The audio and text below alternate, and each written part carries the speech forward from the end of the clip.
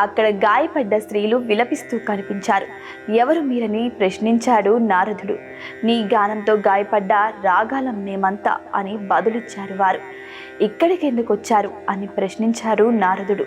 తుంబురుడు గానం చేస్తే స్వస్థత పొందుదామని వచ్చాం అని బదులిచ్చారు.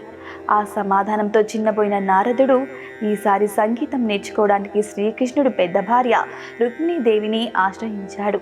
ఆమె శిక్షణలో సంగీతంలో అపార విద్వత్తును సాధించాడు నారదుడు. ఎవరు గొప్ప విద్వాంసులో సాక్షాత్ మహావిష్ణువు వద్దే తేల్చుకుందామంటూ తుంబరుణ్ణి సవాలు చేశాడు నారదుడు. ఇద్దరు వైకుంఠానికి బయలుదేరారు. ఇద్దరి గానాన్ని విష్ణుమూర్తి సంతృప్తిగా ఆలకించారు. అయితే ఎవరు గొప్ప తాను తేల్చనేనన్నారు. ఈ విషయంలో తీర్పు చెప్పగల దిట్ట హనుమంతుడు ఒక్కడేనని చెప్పాడు. దీంతో దేవతల సమక్షంలో పోటీ ఏర్పాటుకు సిద్ధమైన తుంబుర నారదులు ఇద్దరూ హనుమంతుని వద్దకు వెళ్లారు. హనుమంతుడు న్యాయ నిర్ణేతగా రాగా దేవతల సమక్షంలో పోటీ ఏర్పాటైంది. మొదట తుంబరుడు వీణ వాయిస్తూ గానం చేశాడు. తుంబరుడి సంగీతానికి దేవతలందరూ మంత్రముగ్ధులయ్యారు. లోకమంతా చేష్టలుడి సంగీతంతో లీనమైంది. తుంబురుడు తన గానాన్ని ఆపిన తర్వాత నారదుడు ప్రారంభించాడు.